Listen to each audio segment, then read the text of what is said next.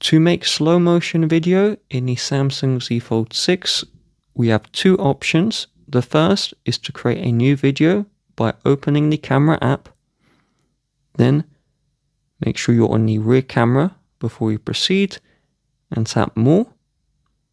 Then we should see the slow motion option.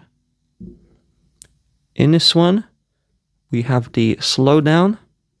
So we can see 1/8 speed, 1/4 speed, and then you can record like this, and then we can stop the recording.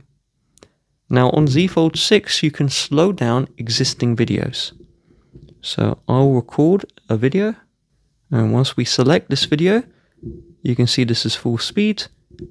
And then what I will do is I'll scrub this back, and if you long press with your finger, so play it and then long press, you can see it will turn that existing video into a slow motion video.